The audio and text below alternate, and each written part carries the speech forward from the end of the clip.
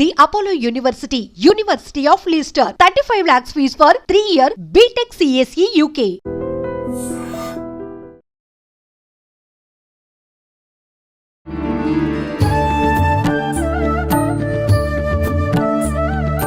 నమస్కారం, welcome to I dream. ధర్మ మార్గం విత్ విజిత కార్యక్రమానికి స్వాగతం.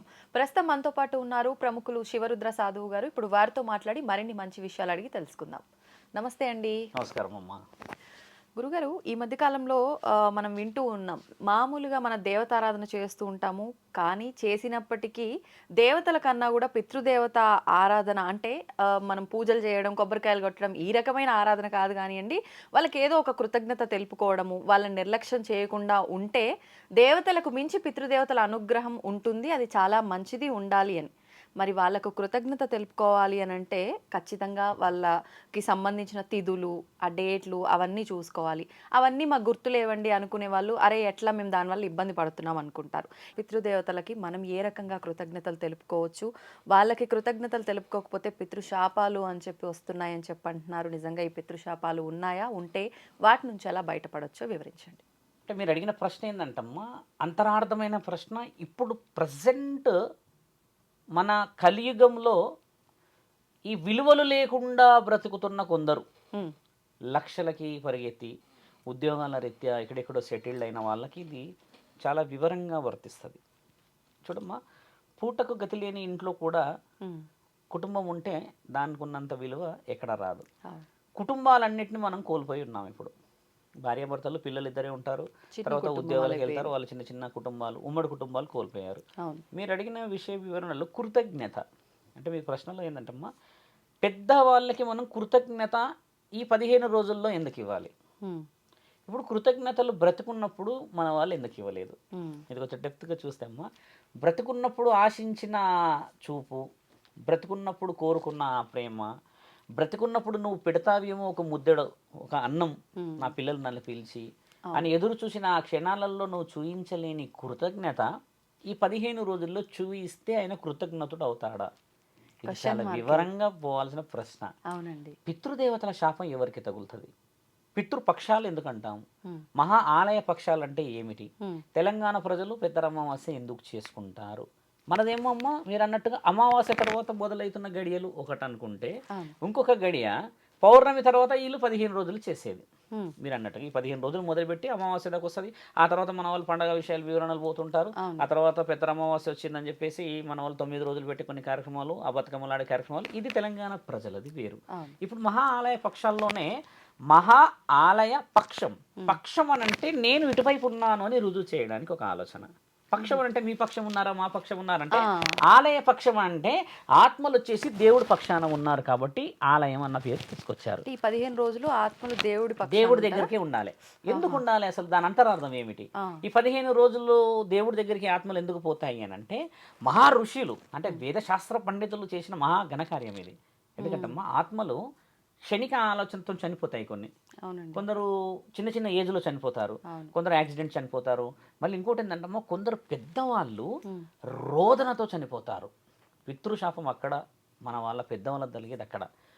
ఏడుపు, బాధ, రోదన. ఎలా అంటే అమ్మా, పిల్లలు చూడట్లేరని, ఆస్తి అంతస్తులు లాక్కుంటున్నారని, లేకపోతే మనల్ని నెలకి పంపించాల్సింది పంపించకనో, లేకపోతే కోడలు అడ్డొచ్చిందనో, లేకపోతే ఇంకెవరో అడ్డలు వచ్చారో అని చెప్పేసి తల్లిదండ్రుల్ని ఒకేసారి రోడ్డుకు ఈడుస్తున్న వాళ్ళు వందల్లో ఉన్నారు కదా. ఇలాంటి వాళ్ళు దీన్ని ఖచ్చితంగా ఫాలో చేయాలి. చనిపోయిన తర్వాత అయితే నువ్వు నీ తల్లిదండ్రులకు ఏం చేసావు అనేది ఈయన గారు సంవత్సరానికి 2 సంవత్సరాలకు గుర్తు చేసుకుంటాడు కదా. ఇక్కడ నువ్వు గుర్తు చేసుకోకున్నా కూడా వాళ్ళు కళలోకి వస్తూ ఉంటారు. ఆ కళలకు అర్థం ఏమిటి? కొంచెం మమ్మల్ని ఎవరో వెంబడిస్తున్నట్టు, లేకపోతే మా అమ్మనో మా తాతమ్మనో లేకపోతే ముత్తమ్మనో కూర్చొని ఇట్లా గడప దగ్గర ఒక రోదనలాగా ఏడుస్తున్నట్టు నాకు కనబడింది స్వామి అని అంటారు. ఇది గమనించాల్సిన అవసరం. కొంతమంది పిల్లలు నాన్నమ్మ కనబడేట్టు అయింది నాకు అని అంటారు, లేకపోతే ఆ ఇంట్లో ఎవరో కూర్చున్నట్టు కనబడింది అయినా అని కొన్ని హింట్లు వస్తూ ఉంటాయి కదా. మళ్ళీ అందరికీ రావు ఇవి, కొందరికే వస్తాయి. వాళ్ళు ఏం చేస్తారు, ఏదో ఒకటి చేయాలని ఎవరో సాధువునో పురోహితునో ఇంకెవరినో కలిసేసి ఫలానా వివరణ తీసుకుంటే ఇలాంటివి చెయ్యాలమ్మా అని అంటారు. ఈయన వల్ల పుణ్యం ఎలా వస్తుంది అంటే, ఇలా వస్తున్నారు అంటే వాళ్ళకి సంబంధించిన క్రతువులు చేయాలని గుర్తు చేస్తున్నారు. చేయాలని కాకుండా నీవు నాకు చేయాల్సిన బాధ్యతలని సక్రమంగా నిర్వర్తించలేవు కావున శరీరాన్ని మాత్రమే నేను వదిలాను, నా ఆత్మ నేను వదలలేకపోయాను.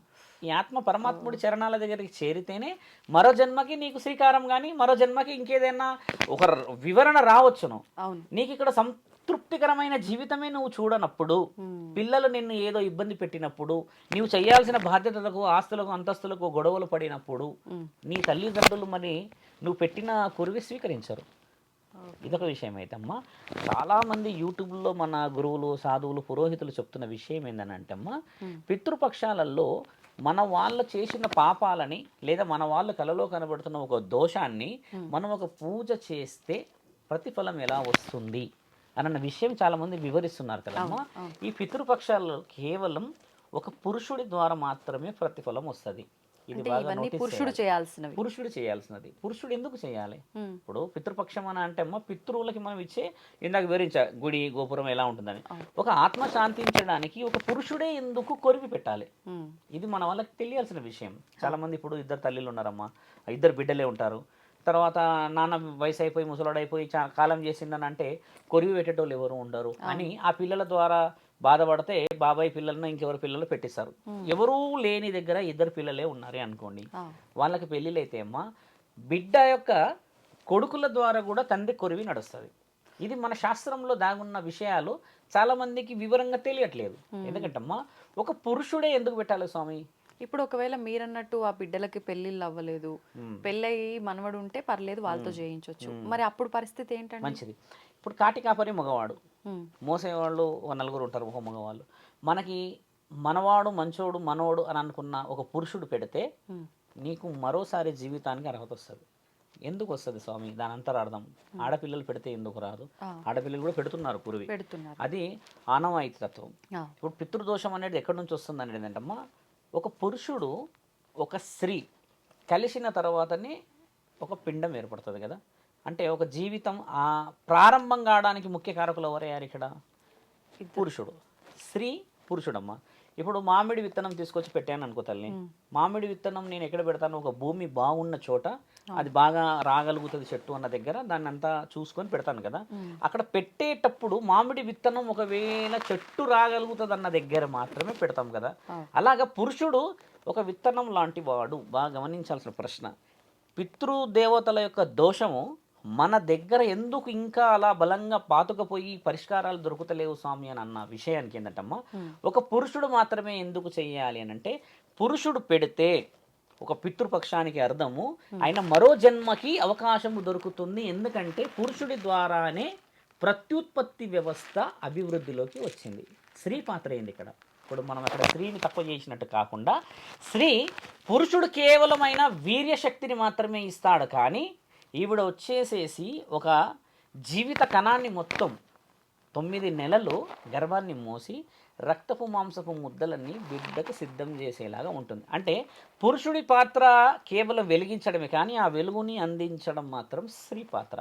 అందుకే స్త్రీలు ఏడుస్తారు. మీరు గమనించాల్సిన ప్రశ్న, ఒక చావు తీసినప్పుడు ఎంత బాధ గట్టి గట్టి గట్టి ఎందుకు ఏడుస్తారంటే, తల్లిదండ్రుల యొక్క రక్తంతో పురుషుడు ఇచ్చిన వీర్యంతో 9 నెలల రక్తస్రవమే పుట్టిన కొడుకు.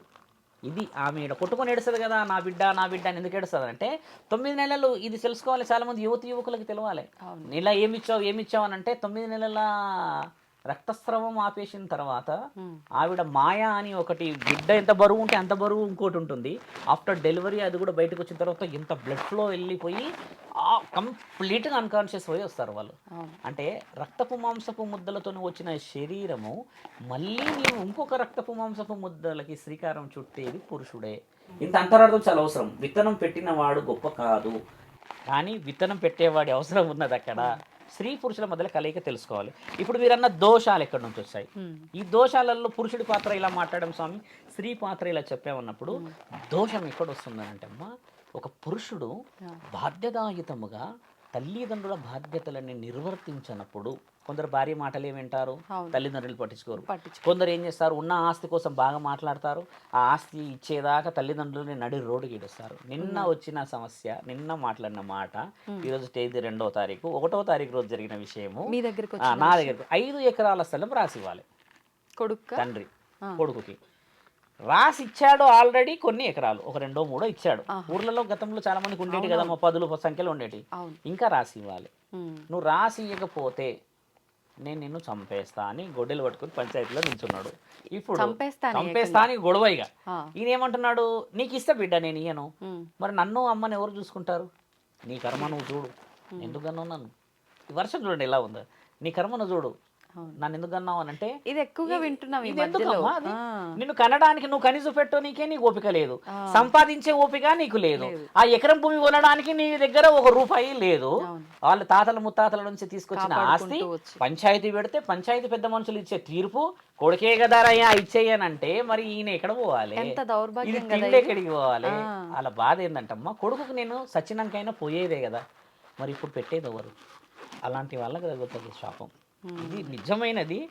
మనిషి బ్రతుకున్నప్పుడు నువ్వు ఒక కారపు ముద్దలు పెట్టలేని బ్రతుకుకి సచ్చినాక ఈ ఆటలు కోస్తావా తల్లి, దశదిన కర్మ అని బోర్డులు పెడతావా, నీవు 10 మందిని పిలిచేస్తావా, సన్నాయి పెట్టేసేసి పెద్ద పెద్ద పాటలు పెట్టేసేస్తావా. అంటే ఇక్కడ కూడా వాళ్ళ కోసం చేస్తున్నది కాదు ఇది. వాళ్ళు ఒకవేళ ఏమన్నా చూపించుకోవడం కోసం. చూపించుకోవడానికి ఒకటి, మళ్ళీ నాన్నగారికి ఏదో మర్యాదలు చేసినట్టు అని చెప్పించినారు కదా, అవును. అలాంటి వారి ఇంట్లోకి వర్తిస్తుంది. మీ తల్లిదండ్రులు ఎప్పుడు కూడా పిల్లల యొక్క కలలోకి వచ్చి దయ్యాలు భూతాలకి భయపడిపోయారు. చాలా మంది నెగిటివ్ పోర్ట్రేట్ పోతుందని నేను కొంచెం డెప్త్గా చెప్తున్నాను. ఆ.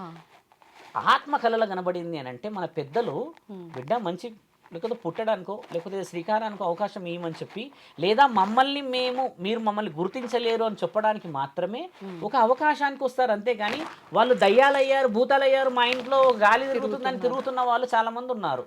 అవును. ఇప్పుడు మీ చాలా నాన్న మంది చెప్తుంటారు. మీ నాన్న ఉన్నాడమ్మా, నీ కళలో కనబడ్డాడు, మీ తాతే అనుకుందాం, మీ తాత నీ కళలో కనబడ్డాడు అని అంటే నీ కళలో వచ్చి నీ పీక పిసుకుతాడమ్మా మీ తాత, పిసికాడు. ఎట్టి పరిస్థితుల్లో పిసుకడు. అవును. ఎందుకంటే ఆయన ఒకటి బాధల రీత్యా మిమ్మల్ని కోల్పోయి మిమ్మల్ని చూడలేక, నీ పెళ్ళైతేనో లేకపోతే నువ్వు డాక్టర్ అయితేనో చూడాలన్న ఆ కోరిక ఉండిపోయి ఆయన అలాగే మీకోసం ఎదురు చూస్తూ ఉంటాడు. ఆయన మనసు అక్కడ ఆగిపోయి ఉంటుంది. ఒక సాధువు ఒక పురోహితుడు చేసేది పిండ ప్రదానం అదే. ఏమంటాడనంటే ఇలా ఫలానా విషయంలో మీరు పుట్టకపోతే మీ యొక్క ఆత్మరోధన, మీ యొక్క విశేష వివరణ ఈ కుటుంబంలో ఇబ్బంది చేస్తుంది. ఇప్పుడు ఒక గాలి ప్రభావం ఎలా ఉంటుందంటమ్మా, 4 మనుషులు ఉన్నాం, ఇప్పుడు 5 మంది ఉన్నాం కదా, ఇప్పుడు ఆయన గారు ఒకళ్ళు ఏడుస్తూ ఉన్నారే అనుకోండి ఊరికే, మన ఇద్దరు మాట్లాడుకోగలవా, అసలు కాన్సన్ట్రేషన్ కూర్చుంటుందా? అలాంటిది ఒక ఆత్మ ఏడుస్తే పంచభూతాలు మనకు సహకరించవు. ఇది అసలైన దరిద్రం. ఎందుకంటే ఆత్మ ఎవరికి కనబడుతుంది తల్లి, నీకు నాకు కనబడదు, పంచభూతాలకు కనబడుతుంది కదా, పాములకి పశువులకి లేకపోతే ఉన్న అన్ని దేవాది దేవతలకు కనబడుతుంది కదా. దేవుళ్ళు పిలుస్తేనేమో ఆయన పోడు, ఎందుకంటే ఈయనకేమో మీరంతా ఇష్టం, మీరేమో ఆయనని పట్టించుకోరు, ఆయననేమో ఇంట్లో నుంచి బయటికి రాడు. మరి ఎంతకంటే పెద్ద రోదన పితృదోషం. మరి పితృదోషాలు ఎలా వస్తాయో తెలుసుకోవాల్సిన అవసరం చాలా ముఖ్యం. పితృదోషాలు వచ్చే దారి ఇదే. ఇది నువ్వు చేసిన పొరపాటు. నువ్వు కుటుంబ బాధ్యతలను సక్రమంగా నిర్వర్తించి, వాళ్ళు ఇంకొక విషయం ఏముందంటే అమ్మ, ఒకప్పుడు పురుషుడు పుట్టే వరకు పిల్లల్ని కనేవాళ్ళు. ఇది ఒకటి వివరణ బలంగా మన దాంట్లో బలంగా ఉంది. 7 మంది పురుషులు పుట్టిన తర్వాత పిల్లలు పుట్టేవాళ్ళు ఎక్కువ శాతంగా, లేదా 2 బిడ్డలు 3 కొడుకులు, లేదా 4 కొడుకులు 2 బిడ్డలు. అప్పుడు ఆడపిల్లలు తక్కువ ఉండి కొడుకులు ఎక్కువ కనిపించేవాళ్ళు. చూడండి దోషాలు ఎలా ఉన్నాయనంటే అమ్మా, నీ యొక్క పాపాన్ని ఒక పరిహారంగా తీసుకోపోవడానికి ఒక వంశ ఉద్ధారకుడు పుడతలేడు. అంటే మనం ఇప్పుడు ఎంతటి ప్రమాదంలో ఉన్నామో మీరు గమనించండి. తాగుబోతులకు కూడా పిల్లలు పుడతారమ్మా, మంచి మంచి పర్సనాలిటీస్కి పిల్లలు పుట్టరు. మీరు గమనించండి. కొంతమంది అంటారు ఏమో వాడు బాగా తాగుతాడు వరకు 4 పిల్లలు సాగారంటారు. కొంతమంది ఈయన వెజిటేరియనే, బాగా డైట్ ఇంకా జిమ్లకు పోతాడు, కండలు తీసుకొస్తాడు, ఈయనకి పిల్లలు పుట్టలేరు అంటారు. దీని అంటారు అర్థం ఏంటంటమ్మా, కొన్ని శరీర లోపాలు అయితే కొన్ని పూర్వజన్మలో ఉన్న కొన్ని పాప విమోచనలు చేసుకోవడానికి మార్గాలు, కొన్ని దోషాలు పడతాయి, కొందరికి ఇంకేదో దోషాలు ఉంటాయి. దాన్ని అంతరార్థాలు ఎందుకు చెప్తున్నా అంటమ్మా, పితృదోషం అనేది మనకి ప్రమాదం అని చెప్తున్నారు చాలా మంది. చెప్తున్నారు దానికి పెద్ద పెద్ద పూజలు ఏవో కూడా లక్షల పూజలు పెట్టి చేస్తున్నారు అని అంట. మంచి ప్రశ్న. నిజంగా ఇప్పుడు మన తల్లిదండ్రులు బాధపడుతున్నారు కాబట్టి వాళ్ళకి ఆ బాధ లేకుండా చూసుకోవడం ఎలా అనేది మనం చూసుకోవాలి. ఈ పూజ చేస్తే వాళ్ళ ఆత్మ శాంతిస్తుంది. చాలా మంచి ప్రశ్న. ఇప్పుడు నేను ఇందాక అడిగిన విషయం కూడా ఏంటంటమ్మా, ఎక్కడో బతికేసేసి ఎక్కడో అనాథాశ్రమంలో ఉన్న వాళ్ళ తల్లిదండ్రుల ఆత్మలు చనిపోయిన తర్వాత శాంతిస్తాయంటారా? ఉన్నప్పుడు నువ్వు చూడలేవు. ఇప్పుడు నేను ఓపెన్గా చెప్పే విషయం కూడా ఏంటంటమ్మా, కొంతమంది అమ్మాయిలు ఉన్నారు అబ్బాయిలు ఉన్నారు, లవ్ మ్యారేజ్ చేసేసుకుని కొంచెం కులమనో లేకపోతే పరపతనో అడ్డం వస్తుంది కదా, వాళ్ళందరూ ఏం చేస్తారంటమ్మా, ఈ తల్లిదండ్రులను దాపరికంగా కలుస్తారు.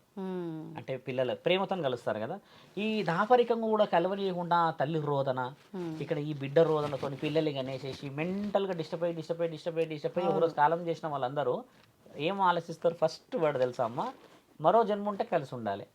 మరి కలిసి ఉన్న సమయంలోనే విడగొట్టిన ఆ మహానుభావులకు కానీ ఆ ఆడపిల్లలకు కానీ ఇది వర్తించదా అంటున్నాను. ఇక్కడ వర్తిస్తుంది. ఇది శాపం అమ్మా. నువ్వు ఉన్నప్పుడు చూసుకోలేని, ఇప్పుడు 50 సంవత్సరాలే మన లైఫ్, 100 సంవత్సరాలు తండ్రి రాశాడు, నీ నోట్లో 70 ఏళ్ళు అయితే పనిలే ఉండవు, ఇంకా ఆ 30 సంవత్సరాలు ఎందుకమ్మా, అదైతే మనకు పని చేయదు. ఇంకొక 15 సంవత్సరాలు అయితే యవనమో చిన్నపిల్లలాగా పోయినావు. ఉన్నదే 20 సంవత్సరాలలో నువ్వు బంధాలు, భావ్యాలు, ఫైనాన్స్, ఎమోషన్స్ ఎన్నో క్యారీ చేసేసి అసలైన విలువ అమ్మా నాన్నలను లేకపోతే మనల్ని నమ్ముకున్న వాళ్ళను వదిలిపెట్టేస్తే వాళ్ళు ఇలా చూడలేకుండా శరీరాన్ని వదిలిపెట్టిన తర్వాత శాంతిస్తారు అని అంటే శాసనం ఒప్పుకోదు. శాసనం ఏం ఒప్పుకుంటుందంటే అమ్మా, వాళ్ళకి చేయాల్సింది ఏంటంటే నీ ఇల్లు గెలవాలి మొదట. ఎలా గెలుస్తావు ఇల్లు? నీ బాధ్యతలు ఉన్నాయి. ఇప్పుడు భార్య భర్తలు ఇద్దరితో పాటు ఉమ్మడి కుటుంబం, తల్లిదండ్రులు ఊర్లో ఉంటారు. ఇప్పుడు పండుగలో పబ్బాలకు పోతాము, పండుగ 4 రోజులు అయిపోయిన తర్వాత వచ్చిన తర్వాత తల్లిదండ్రులు ఉంటారు కదా, వాళ్ళు ఆశించేది కూడా 4 రోజులు రావాలని, మరి మంచిగా ఉండాలని. వచ్చేటప్పుడు నా కొడుకు ఏం తెస్తావు చెప్పమ్మా, నువ్వు ఊరికి పోయేటప్పుడు అమ్మ కట్టలేని చీరనా లేకపోతే కట్టలేని బట్టలా, నువ్వు తెచ్చుకుపోయే 100 రూపాయల చీర కూడా కట్టుకొని ఊరంతా చూపిస్తుంది. అది ఎందుకు చేయలేము మనము? వీడికి మనం కొరియర్ చేసేస్తామే, ర్యాపిడోలు బుక్ చేసేస్తామే, ఇవన్నీ బుక్ చేసేస్తే ఆ ఎమోషన్స్ క్యారీ అవుతాయా? ఇవి క్యారీ చేయలేని మనము శాపాన్ని ఖచ్చితంగా అనుభవించాలి. పూజలు ఏం చేయాలి స్వామి అని అంటే, పూజలు నీ తల్లిదండ్రులకి నువ్వు చేయాల్సిన అత్యంత ముఖ్యమైనది ప్రేమ, అభిమానము, విలువలు. ఈ పూజతోనే కదా ఆ రోజు మహాగణపతి తల్లిదండ్రుల చుట్టూ తిరిగి మీకు మించిన మహా దేవుళ్ళే లేరు ఈ లోకాన అన్నందుకు ఆయన సకల కార్యసిద్ధుడయ్యాడు కదా. అక్కడ రుజువు చేయబడిన శాసనం మనది. అలాంటిది ఉన్న మనము తల్లిదండ్రుల్ని గౌరవించక, బాబాయిలో మామయ్యలను గౌరవించక, కించపరుచుకొని విలువలు కోల్పోయిన తర్వాత పితృపక్షం పెడితే న్యాయం ఎలా జరుగుతుంది? ఇక్కడ పితృపక్షం పెట్టినప్పుడు ఎక్కడ న్యాయం జరుగుతుంది అంటమ్మా, వాళ్ళ పాప పరిహారం పండిపోయింది, లేకపోతే వీళ్ళు నిజముగానే మనస్ఫూర్తిగా క్షమించబడిపోయారు, మీరు లేని సమక్షంలో బాధలను అనుభవించిపోయారు అన్నప్పుడు వీళ్ళ ద్వారా ఆ పెట్టే ఎవరైతే ఆ పలానా తాతనో నాన్నమ్మనో ఎవరు ఉన్న వ్యక్తులు పెడితే అమ్మా, వీళ్ళిద్దరు పెట్టే అర్హత సరిపోదని చెప్పే ఒక పురోహితుడు వస్తాడు, నేను వీరికి గురుస్థానాన్ని నా మీద నమ్మకం ఇవ్వండి, మేము ఆత్మల బంధాలను కలుపుతాము, పూర్వజన్మ నుంచి మరో జన్మకు శ్రీకారం చుడతాము అని చెప్పినప్పుడు పిండం పెడతారు. పిండం ఎందుకు పెడతారు? చాలా గమనించాల్సిన. పిండం ఏ రూపంలో ఉంటుంది మీరు చూసారా? ఇప్పుడు నేను గమనించి చూడండి, తెల్లగా ఉంటుంది. తెల్లగా ఎందుకు పెడతారమ్మా పిండం? దశదిన కర్మలనేమో యాటలు కోసేసి ఇక్కడ నుంచి బోటి, తలకాయ, కాళ్ళు ఇట్లా పెట్టిన వాళ్ళు పిండం ఎందుకు పెడతారు? పిండం ఎందుకు పెడతారంటే నీవు వచ్చి కాకి రూపంలో ఆత్మ వచ్చి, ఆత్మ రూపంలో కాకి వచ్చేస్తుంది. కాకి ఎందుకు వస్తుంది అది కూడా తెలియాలి మన వాళ్ళకు. చాలా మంచి కాకి గోల చాలా పెద్దది. పరమశివుడి నెత్తి మీద కూర్చున్న ఒకే ఒక పక్షి కాకి. అక్కడ పార్వతీమాత కూడా తండ్రి భుజం మీద చేతేనికే ఎనికి జరుగుతుంది ఆయన ధ్యానంలో ఉన్నప్పుడు, మహాముక్కంటి ధ్యానంలో ఉన్నప్పుడు ఆయన నెత్తి మీద కూడా పోయి కూర్చునే ఒకే ఒక్క పక్షి కాకి. ఏం చెప్తుంది?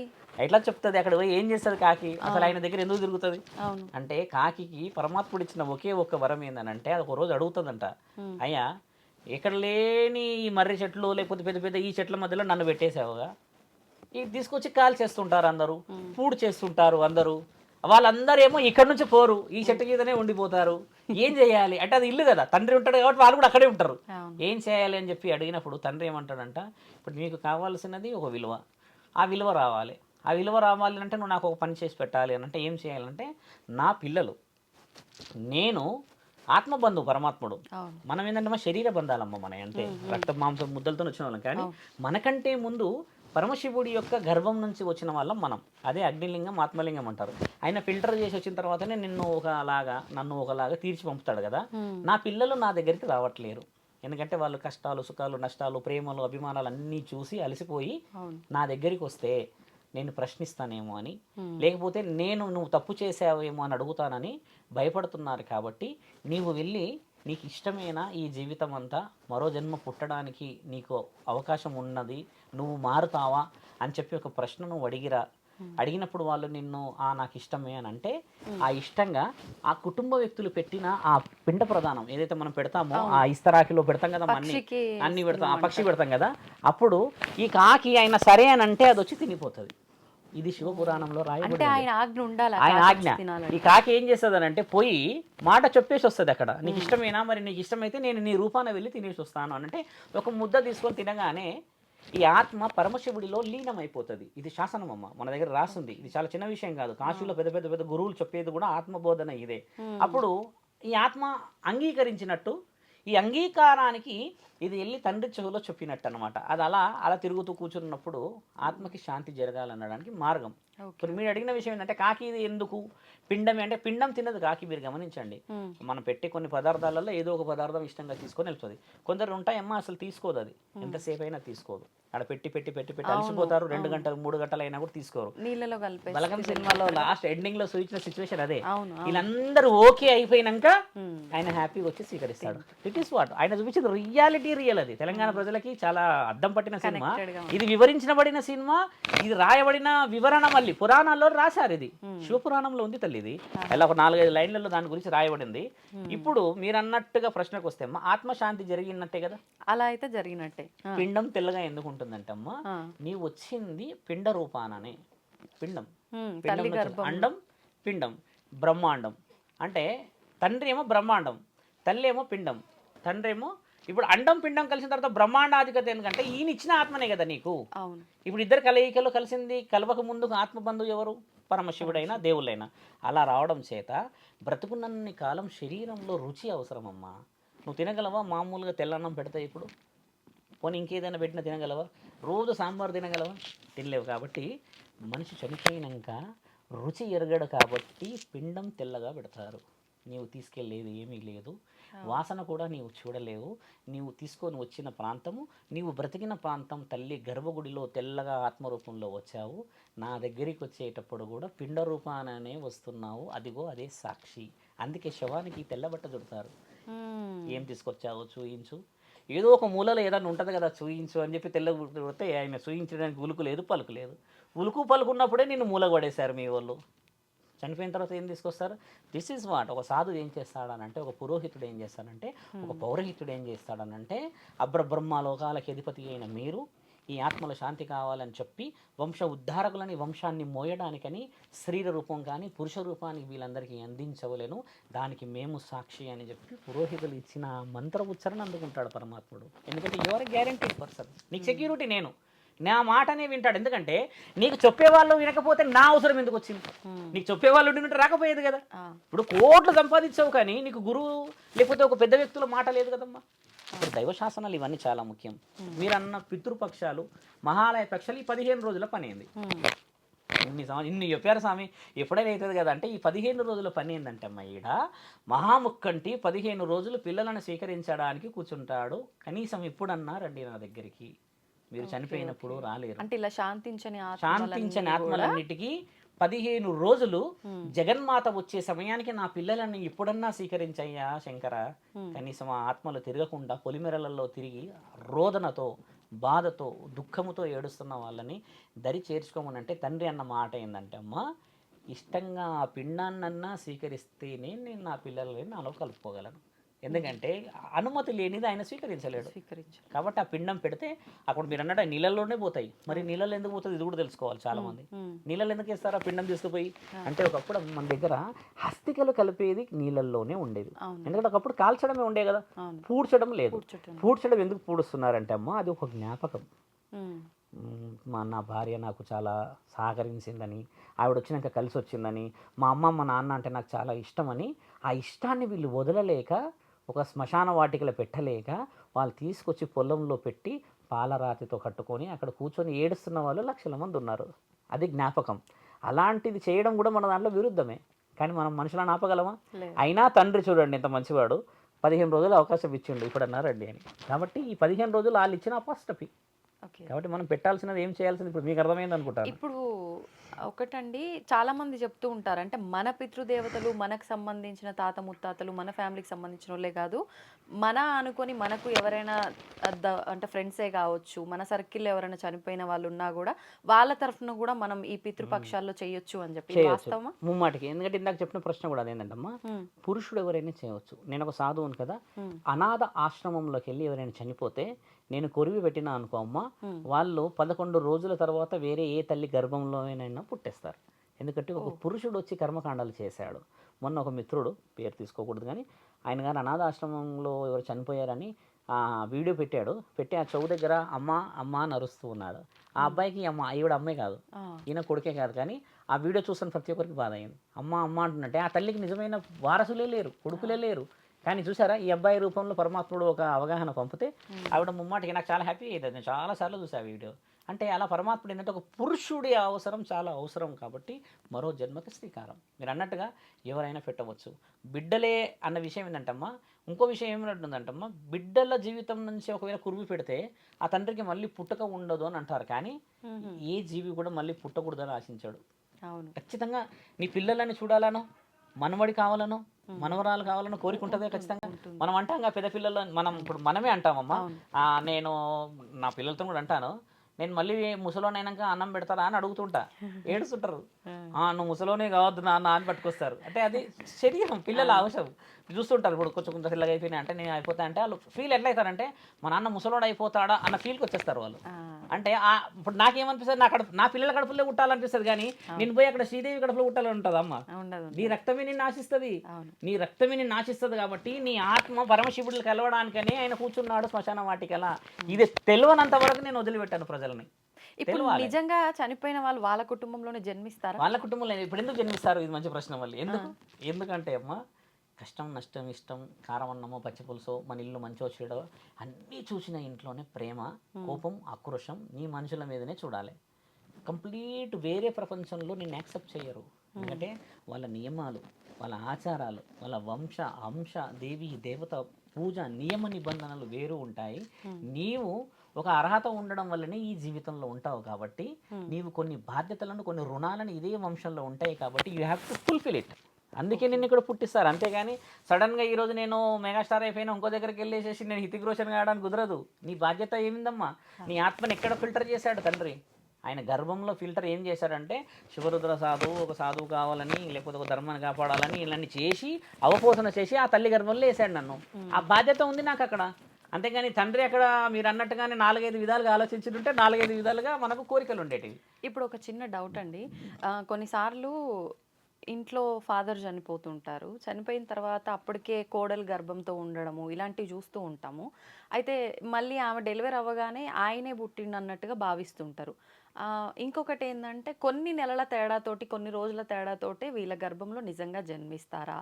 అలా జన్మిస్తారు అని చెప్పడానికి ముందు ఇంకొక విషయం ఏంటంటే, మానవ జన్మ చాలా దుర్లభమైనది, అంత ఈజీగా రాదు. కొన్ని లక్షల జన్మలు తీసుకున్న తర్వాత మనం మోక్షం పొందే మార్గంలో వెళ్తున్నప్పుడు ఎన్నో పుణ్యాలు చేసుకుంటేనే ఆఖరణ మానవ జన్మ. మరి ఇప్పుడు వీళ్ళు ఈ జన్మ ఇక్కడికి ఎండ్ అయిపోయింది, మానవ జన్మ. మళ్ళీ ఈ లక్షల జీవరాశులు అన్ని జన్మలు తీసుకున్న తర్వాత ఆఖరణ ఈ జన్మ అన్నప్పుడు ఇంత చిన్న గ్యాప్లో వీళ్ళ కడుపుని ఎలా పుడతారు వాళ్ళు మళ్ళీ? మంచి ప్రశ్న.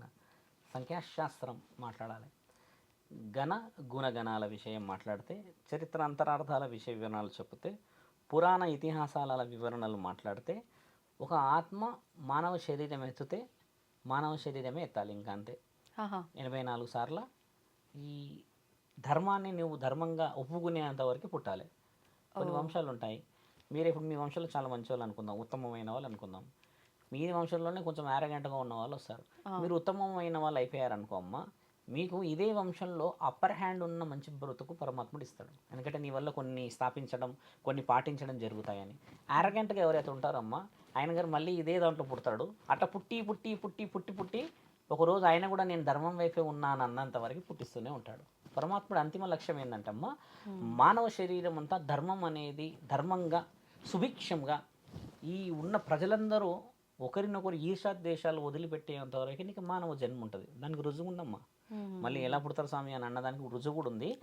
మన దగ్గర గరుడ పురాణంలో రాయబడి ఉంది, ఒక ఆత్మ ఎన్నిసార్లు పుడుతుంది అని. 84 సార్లు ఆత్మ జీవితాన్ని తీసుకుంటుంది. ఆడమగలాగా తీసుకోవచ్చు. ఒక అతను చెప్పాడు కదమ్మ మొన్న గుజరాత్లో, నేను ప్రీవియస్ జన్మలో ఆడదాన్ని, ఈ జన్మలో మగవాడిని అని చెప్పాడు. మొన్న ఒక ఆర్టికల్ వచ్చింది. అది కానీ అవి నమ్మొచ్చా? అట్లా ఉండదు. అట్లా ఎందుకు చెప్పిండు ఆయన అంటే, ఆయన కొన్ని ఊహాజితమైన హింట్లు ఇచ్చాడు ఆయన. అది పేపర్ ఊరికే వస్తుందా అమ్మ? ఊరికి పేపర్ దాకా వస్తుందా? కొన్ని రిఫరెన్సెస్, కొన్ని ఆధారాలు తీసుకొని చేస్తారు కదా. అలా కొన్ని ఉండడం వల్ల ఏమవుతుందంటే అమ్మ, పూర్వజన్మలో నువ్వు బాధ్యతలను స్వీకరించడానికి ఉన్న ఆ తరుణంలోనే 84 సార్లు ఎందుకు పుట్టిస్తాడంటే, మనిషి 84 సార్ల కంటే ఎక్కువ ఒక జన్మకే వద్దనుకుంటున్నాం మనము. 80 సార్లు ఆయన వాయిస్తాడు మనల్ని. ఆలోచించండి మీరు. బుద్ధి తెచ్చుకుంటావా, భరిస్తావా? అంత మామూలుగా వాయించాడు. ఇప్పుడు ఎట్లా వాయిస్తాడు చూడండి, బీభత్సం సృష్టిస్తాడు. 85 సంవత్సరాలు 95 సంవత్సరాలు మనుషులు ఉన్నారా అమ్మ ఇప్పుడు? 60 ఏళ్ళోడు ఇప్పుడు వాడు తక్కువ. మళ్ళీ రిటర్న్ వస్తాడో తెలియదు బయటికి పోతే. అవునవును. అంత వ్యవహారం ఉన్నప్పుడు ఆయన వ్యూహం తెలిసినంత వరకు మనం అది కాదు. మళ్ళీ మళ్ళీ పుడతాము, ఆ బాధ్యతలు మనకు అవసరము. పుట్టరా ఒకటేసారి ఎన్నో జన్మల పుణ్యఫలం అనడానికి లేదు. ఎన్నో జన్మల ఆలోచన చేసిన తర్వాతనే నీకు మానవ జన్మిస్తాడు. ఓకే. మనందరం రామాయణంలో కూడా ఉంటాం, మనందరం ద్వాపర యుగంలో కూడా ఉన్నాము. అంటే మనందరం ఉన్నామా స్వామి అని అంటే పుణ్యం చేసిన వాళ్ళందరూ ఉన్నారు ఆ రోజుల్లో. పాపం చేసిన వాళ్ళందరూ ఇంక పరమాత్ముడు ఇంకా ఎంచుతూనే ఉంటాడు కదా. కొంతమంది అమ్మ 11-12 years చనిపోతారు, కొంతమంది 95-96 years వరకు చావరు. చనిపోతున్నారు కదా. ఎందుకు చనిపోతున్నారు అంటమ్మా వాళ్ళ యొక్క జన్మ అక్కడ ఒక రహస్యంగా కొన్ని వివరాలు రాయబడి ఉంటాయి. అంటే నేను చెప్పలేను, కానీ ఇప్పుడు ఈయన 12వ ఏటనో 13వ ఏటనో చనిపోవాలంటమ్మా గత జన్మలో నీ బాధ్యత ఒకవేళ 60 సంవత్సరాలు ఉన్నదనుకోమ్మా 74వ ఏటకి ఈ బాధ్యత తీరుతుందంటే ఆ బాధ్యత కళ్ళారా చూడడానికి ఉంటాడు ఈయన, అంతే. ఈయన బాధ్యత అదే. తర్వాత ఈయన కాలం చేసేసి మళ్ళీ పుడతాడు. ఆ 14 సంవత్సరాలు బ్యాలెన్స్ జీవితాన్ని ఆయన అనుభవించక తప్పదు. కొంతమంది తల్లులు ఎంత బాధపడతారు. మరి చిన్నప్పుడు అదే నెంబర్ ఆఫ్ కాల్స్ వస్తాయి, వాళ్ళు చెప్పడం బాగోదు. అలా ఎందుకు వస్తాయి అనంటమ్మా గత జన్మ రహస్యాలు చాలా వివరంగా రాయబడిన శాస్త్రమే సంఖ్యాశాస్త్రం. నేను అని మాట్లాడుతుంది రుజువుతోనే. ఇటు కూర్చున్నాం కదా అని ప్రజలను మభ్యపెట్టడం చెప్పకూడదు, వాళ్ళకి ఇవన్నీ తెలియాలి. పురాణాలు చదువుతున్నారా అమ్మ ఈరోజు ఎవరన్నా? చదవట్లేదు. ఎక్కడో కొంత పెద్ద మనుషులే. అంటే పురాణాలు ఇతిహాసాలు చదువుతున్నది ఎవరు తెలుసా అమ్మ? మీరు మళ్ళీ గుండెల మీద చేతులు వేసుకోవాలి. పనులు లేని వాళ్ళు, తర్వాత ఓపిక లేని వాళ్ళు చదువుతున్నారు. యవ్వనంగా ఉన్న వాళ్ళు, వెరీ హెల్దీ ఉన్న వాళ్ళు చదవాలి అని అంటాను నేను. రామకోటి రాస్తారా మీరు? రాయరు. రామకోటి ఎవరు రాస్తారు తెలుసా అమ్మ? ఓపిక లేని వాళ్ళు పెన్ను పట్టుకొని కూర్చుంటారు, ఎందుకంటే పుణ్యం సంపాదించాలి అని. ఆ సమయంలో రామకోటి రాసి కనీసం అప్పుడన్నా పుణ్యం వస్తే చనిపోతారని. నేను అనేది ఏంటంటే అమ్మ 5-6 సంవత్సరాల నుంచి రాముడు, తర్వాత దేవుళ్ళు వీళ్ళందరూ గొప్పతనం తెలుసుకుంటే 50-60 సంవత్సరాలకి నువ్వు కొన్ని వందల తరాలకి ఎంతటి నిదర్శనం అయి ఉంటాం. ఇది వచ్చినది మారాలనేది మా ముఖ్యమైన తాపత్రయం. కాబట్టి మహా ఆలయ పక్షాల వివరణ తెలుసుకోవాలి. తెలంగాణ ప్రజలు కూడా అమ్మ ఇప్పుడు 9 రోజులు చేస్తారు. ఒకవేళ ఈ 15 రోజులు ఆచరించని వాళ్ళు పెద్దరమాస రోజు మీరు చేస్తారు. అంటే ఇక్కడ వ్యత్యాసం ఎలా వచ్చిందంటమ్మా, ఆంధ్ర ప్రజలు ఎక్కువ పాటిస్తారు ఇది, తెలంగాణ ప్రజలు పెద్దరమావాస్య అనగానే మొదలు పెడతారు. కానీ మనం మీరన్నట్టు చేయాల్సిన పద్ధతి అంతా పిండ రూపంలో చేయాలి చనిపోయిన వాళ్ళకు. కానీ అంటే అంతటా పిండ రూపాన చేసేది కూడా ఎలా అంటే అమ్మా, చాలా మంచి ప్రశ్న అన్నా తల్లి. అవసరం పిండ రూపాన అవసరం లేదు. ఇప్పుడు పిండ రూపం అనేది నువ్వు ఎప్పుడు చేయాలంటమ్మా, ఆత్మఘోష వినబడుతుంది. ఆత్మఘోష భయానకంగా కనబడుతుంది. పనులు కావు, స్థలం కొనాలంటే కాదు, ఇల్లు కొనాలంటే కాదు, పిల్లల ఆరోగ్యాలు కింద పడుతుంటారు కదా, ఆ ఘోష చెప్పే పురోహితుడి మీద ఉంటుంది. అప్పుడు ఆ ప్రధానమైన చేసేది వేరుంటుంది. ఇప్పుడు మనం అనేది ఏంటంటమ్మా, ఆలయ పక్షాలు అనేది ఏంటంటమ్మా, బలమైన భోజన వసతులను ఏర్పాటు చేసి ఒక ఇసరి నిండా పెట్టి ఆ పూజా నియమ నిబంధనలు పురోహితుడు మంత్ర ఉచ్చారణ ద్వారా చేసేస్తే ఆయన గారు వచ్చి స్వీకరించి వెళ్ళిపోవడం. ఆయన వచ్చేసి తినడం చేయడం ఉండదు, దాన్ని చూసి స్వీకరిస్తే పరమాత్ముడు తీసుకొని వెళ్ళిపోవడం. మీరు అన్నట్టుగానే ఈ పిండం పెట్టేది చేసేది ఇదంతా ఏంటంటమ్మా, అది వంతులో వస్తుంది. మళ్ళీ పురోహితులు చెప్తారమ్మా కొంచెం ప్రమాదకరంగా మలుపున్నది, కొంచెం వివరణ బాగలేదు, దాన్ని ఇలా చేయాలనేది విషయం. నేను అనేది అంటమ్మా, రుచికరమైన భోజనం చూసిన తర్వాతనే వాళ్ళు పిండాన్ని స్వీకరిస్తారు. అందుకని ఇది ముఖ్యం. తర్వాత వీళ్ళందరూ మరి గుడికి వెళ్తారు, అదేదో గుడికి వాళ్ళ మళ్ళీ ఇంకో విషయం ఏమొస్తుందంటమ్మా, ఓ ఫలానా గుడిలోకి పోయి చేసుకోవాల్సిన అవసరం లేదు.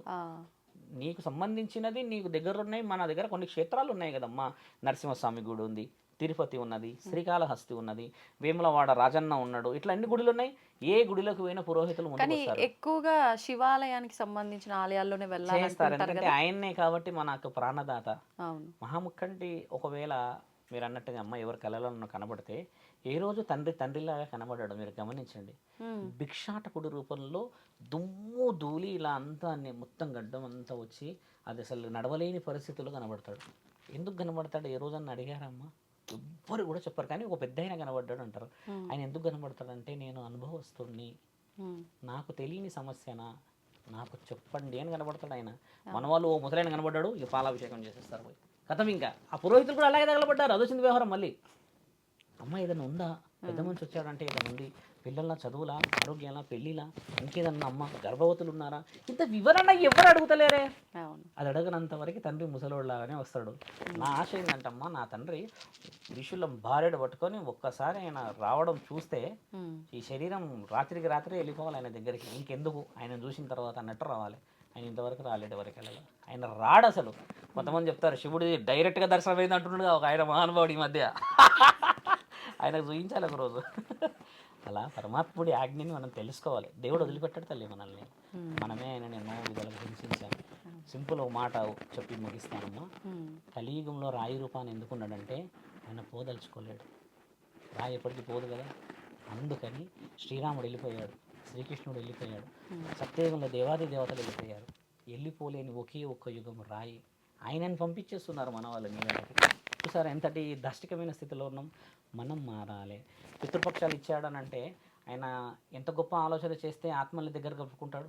నీకెందుకు బాధ్యత అవసరమా అంటే ఇక్కడ చూడండి, ఇప్పటికీ నీకే అప్పచెప్పాడు బాధ్యతలు. నీ ఆత్మ, నీ పిల్లలు నా దగ్గర పంపితేనే నేను స్వీకరిస్తా. అసలైన ఆత్మ బంధువు ఆయన రఫ్ మనం తీసుకొని పోవచ్చు, రావయ్యా ఈ డబ్బాలో కూర్చోవాలి, అంతే. అలా చేయట్లేదు. న్యాయం ధర్మం చాలా ముఖ్యమైనదమ్మా. గాడ్ ఎక్కడ గ్రేట్ అంటే నువ్వు ఉన్నాడని తెలుసుకున్నప్పుడే గ్రేట్. ఇప్పుడు మనం విలువలు బాంధవ్యాల కోసం ఇంత తప్పించిపోతున్నాం కదా, డైరెక్ట్గా శివుడు మన ఇద్దరి మధ్య వచ్చి నిలబడ్డనే నమ్మం మనం. అదే మీ నాన్నగారు వస్తే నువ్వు వెళ్ళి ఎత్తుకుంటావు, ఈ నాన్న సడన్గా వచ్చినావు ఏమైంది అని. చూసావా, ఆయన కోరేది ఏంటంటే ఆయనలాగా చూసేంత వరకే ఆయన కనబడాడు. ఇది ధర్మం అమ్మ, అందరూ పాటించాలి. గుడులు గోపురాలకు వెళ్ళాలి. తర్వాత 9 రోజులు చేసే ప్రక్రియలు తెలంగాణలో చేసుకుంటారు. వాళ్ళ ఇంట్లో అందరూ బాగుండాలి. మన వాళ్ళు మన కడుపులో పుట్టాలని కోరుకుంటే వాళ్ళు పుట్టేస్తారమ్మా. పుట్టినప్పుడు ఎంతో ప్రేమగా చూసే మనము పెరుగుతూ పెరుగుతూ వస్తే తెలివిగా వెన్నుపోటే ఓడిచేస్తున్నాం.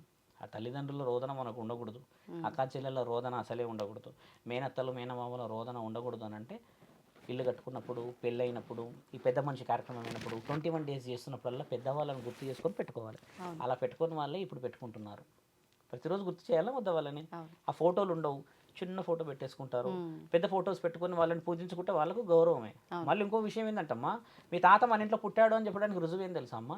సేమ్ దిట్టో దిగుతాడు చూడండి ఆయన పోలికలు. ఎంత విచిత్రం పరమాత్ముడు, దిట్టో దిగుతాడు తల్లి. అసలు ఏం నడకాలనే ఉండదు. అరే నువ్వు మీ తాత చేసినట్టే చేస్తున్నావు, కూర్చోగలరు, పుచ్చుకొని పుట్టాడు వీడంటారు.